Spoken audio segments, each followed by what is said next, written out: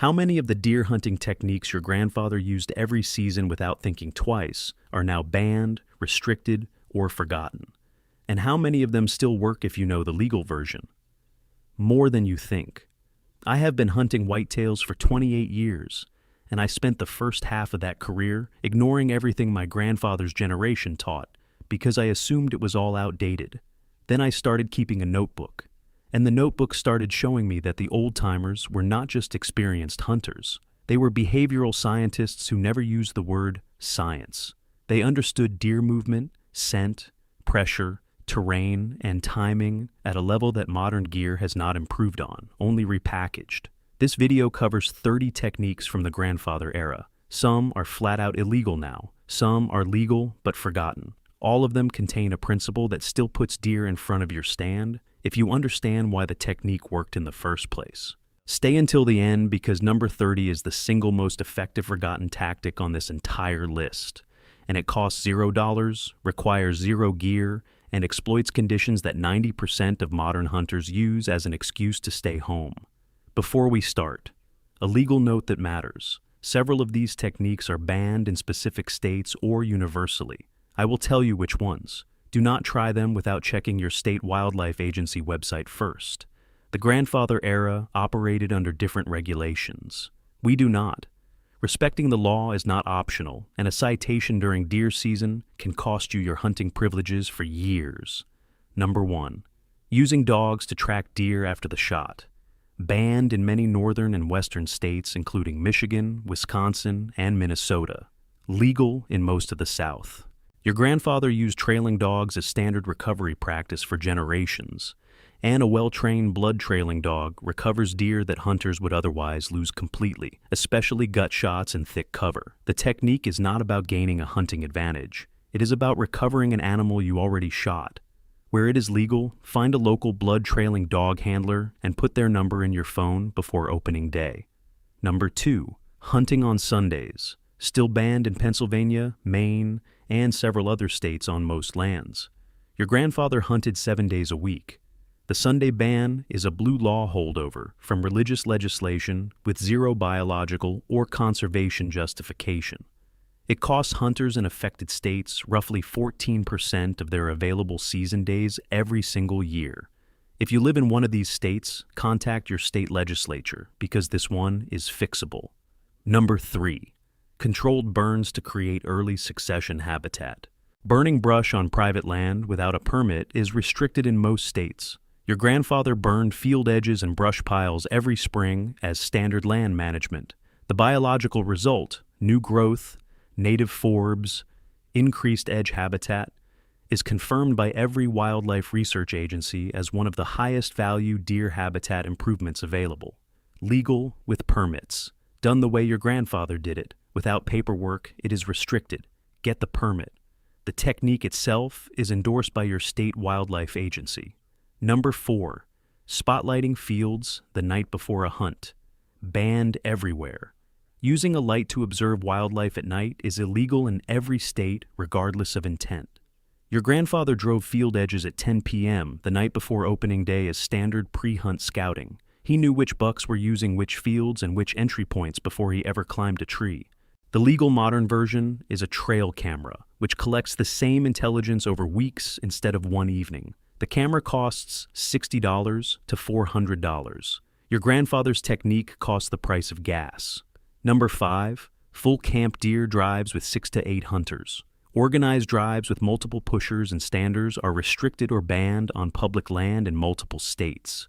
Your grandfather ran these with the entire hunting camp as standard practice. 4 pushers, 4 standers, covering a woodlot end to end. The 2-man version is still legal everywhere. One guy walks slowly through a 10-acre woodlot, roughly the size of 8 football fields, while the other sits a stand 200 yards downwind on the exit trail. Most of the men in your audience who are 55 or older killed their first deer on a camp drive.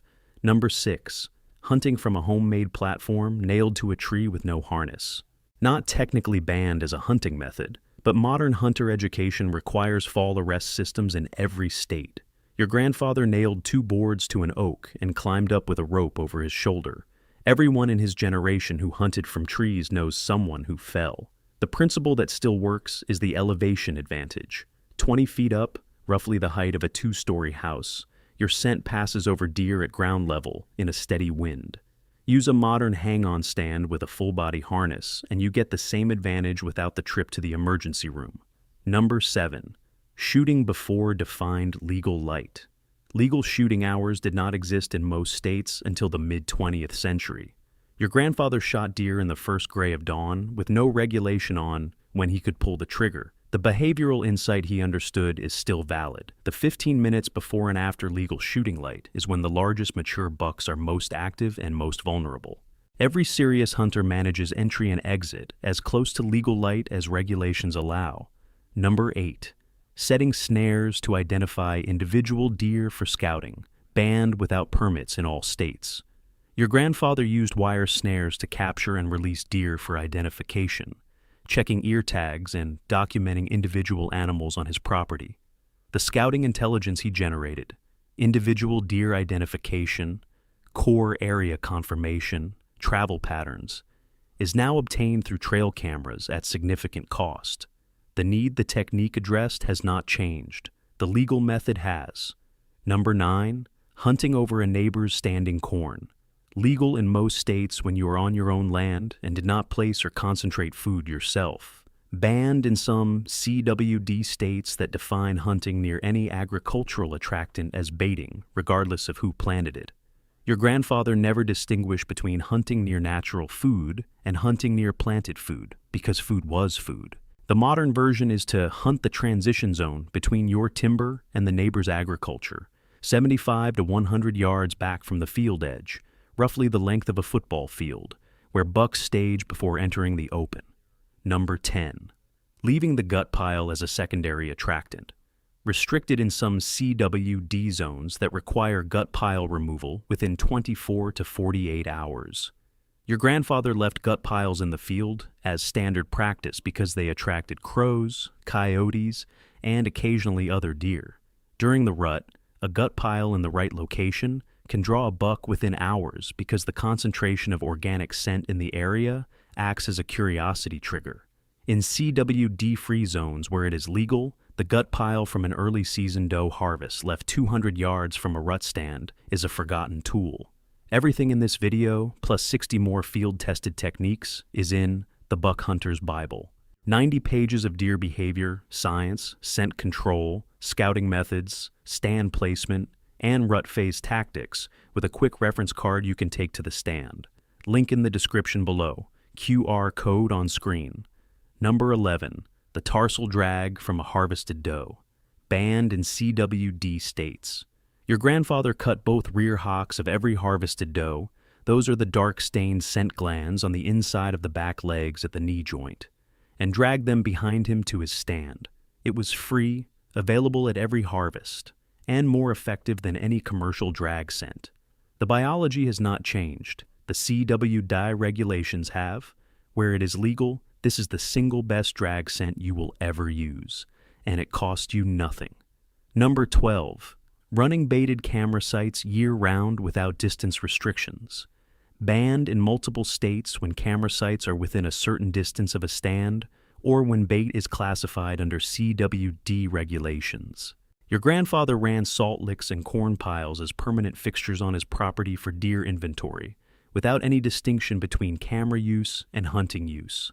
The legal version in most states is a mineral site established in spring, at least 100 yards from any stand, roughly the distance across a large grocery store parking lot, pulled before season opens. Number 13. Hunting from a canoe on public water. Banned for big game in multiple states, legal in others with restrictions. Your grandfather floated rivers in a canoe and shot deer watering along the banks. The behavioral insight is still valid. Deer have no threat association with a floating object. A deer that would detect a hunter on foot at 200 yards will allow a slow drifting canoe to within 30 yards before registering concern. Where legal, float hunting during the rut is one of the most underused tactics in whitetail hunting.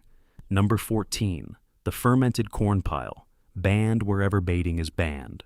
Your grandfather discovered that corn left in a pile through rain and heat ferments within days, producing a sweet alcoholic smell that travels 4 to 5 times farther than dry corn in still air, roughly 300 yards versus 60 to 80. The fermentation principle is the same one behind apple cider vinegar attracting deer. Where corn is legal, wet it down deliberately and let it sour for 48 hours. Same principle I covered in the household items video.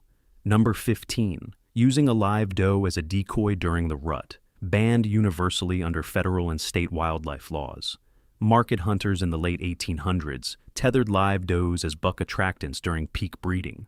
The underlying behavior the technique exploits, buck response to a stationary doe, is exactly what a modern decoy replicates. A Montana decoy doe, silhouette placed 20 yards from your stand during seeking phase, performs. A legal version of what market hunters discovered over a century ago. Number 16. The community stand rotation where every hunter sits every stand. Not banned, but confirmed by modern research to be the fastest way to make a property go nocturnal. Your grandfather's hunting camp had 6 guys rotating through 6 stands all season. It worked because deer density was higher, hunting pressure across the landscape was lower, and properties were larger.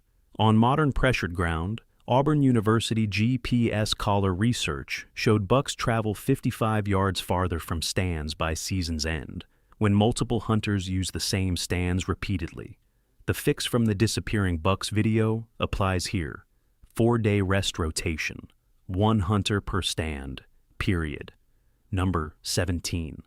Using artificial light to identify a deer before shooting. Banned in every state.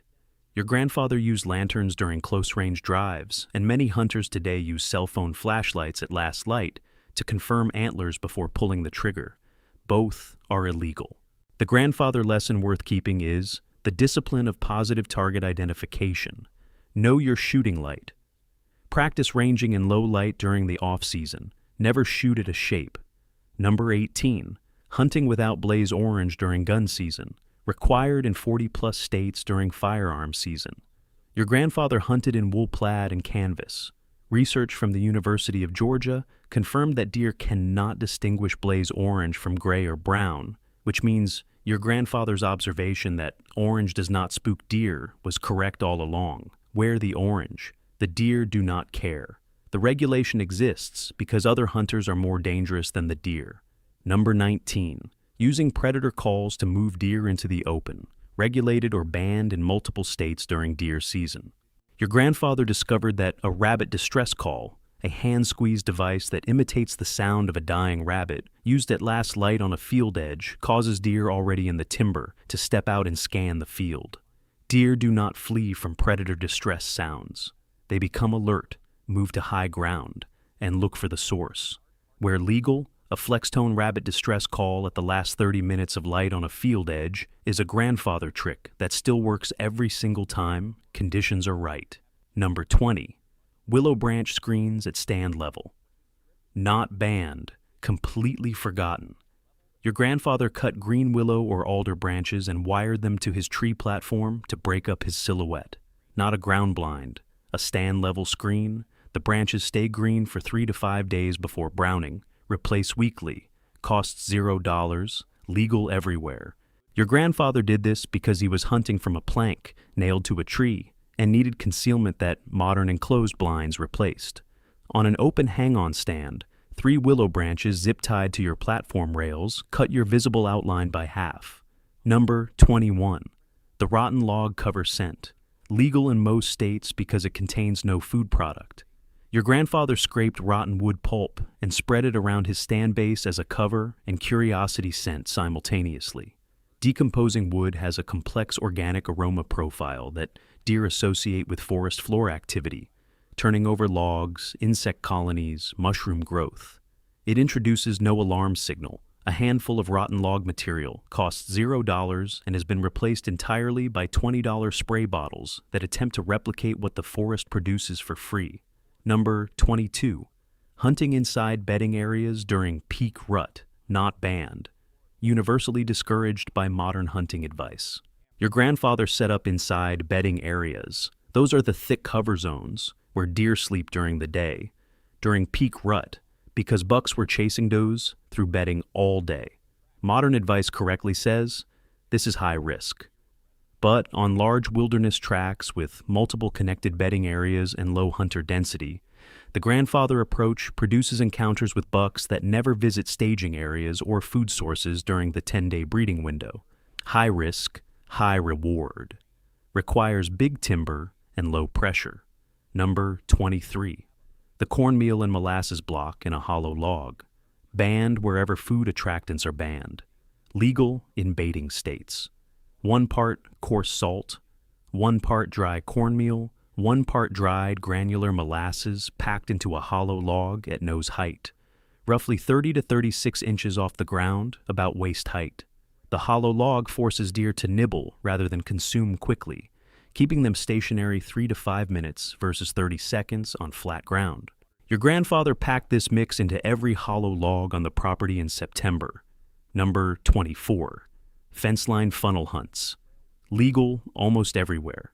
Your grandfather identified every fence crossing on his property, the spots where deer pushed under or jumped over consistently, and set stands directly on them. No trail cameras, no topo maps, just the worn grass under the bottom wire and the scuff marks on the top strand. A fence crossing between timber and agriculture is a precision funnel that has been used by the same deer family groups for generations, and it costs nothing to find and nothing to hunt. Number 25. Pine tar on boot soles as scent cover, not banned anywhere, forgotten completely. Your grandfather applied raw pine tar, available at any hardware store as a livestock hoof treatment for about $8 a can, to his boot soles before entering the woods. The terpene compounds in pine tar match the forest floor, chemistry of pine habitat, exactly. Lasts longer than turpentine. Rain-resistant because it is oil-based. Costs less per application than any commercial pine cover scent on the shelf. Number 26. The licking branch corridor, not banned, forgotten. Your grandfather cut and rehung natural licking branches. Those are the overhanging branches above scrapes that bucks rub with their forehead and preorbital glands at consistent 5 to 6 foot heights along a 200 to 300 yard corridor between bedding and food, roughly 2 to 3 football fields long. Each station the buck worked added his scent to the next, pulling him further along the corridor toward the stand at the end. Not one mock scrape, an entire highway of them at 40 to 50 yard intervals. This is the grandfather version of a scent breadcrumb trail, executed with natural branches and zero commercial products. Number 27. Reading weather with a physical barometer instead of a phone. Not banned, forgotten. Your grandfather kept a barometer on the wall of the hunting camp, a $15 to $25 instrument from any hardware store. Rising needle means hunt. Falling needle means stay in camp. The barometric pressure principle confirmed in multiple GPS telemetry studies is that deer movement spikes during rising pressure after a cold front passes. A physical barometer at your actual hunting camp reads your local pressure, not the regional data your weather app pulls from an airport 30 miles away. More accurate, no cell service required, no subscription. Look, everything I am walking through here is in the Buck Hunter's Bible. 90 pages, scent control, scouting, stand placement, rut tactics, plus a quick reference card for the stand. Link in the description, QR code on screen. Number 28. The still hunt in rain, not banned. Forgotten by almost everyone alive. Moving slowly through timber in rain conditions, 5 steps then a 30-second stop, scanning all 3 levels of the forest, ground, mid-trunk, and canopy edges. Wet leaves are completely silent underfoot. Rain masks your movement sounds. A bedded deer in light rain is visible as a horizontal line in a vertical line forest. Your grandfather still hunted in rain because he did not have tree stands or climbing sticks. He killed deer from the ground in conditions that modern hunters use as an excuse to sit on the couch. The technique is legal everywhere, requires no equipment, and exploits conditions that simultaneously eliminate your sound signature and give you permission to move through the woods while every other hunter stays home. Number 29. Using a vehicle to pattern deer through agricultural habituation. Hunting from a vehicle is banned universally, but the behavioral observation your grandfather made is still valuable.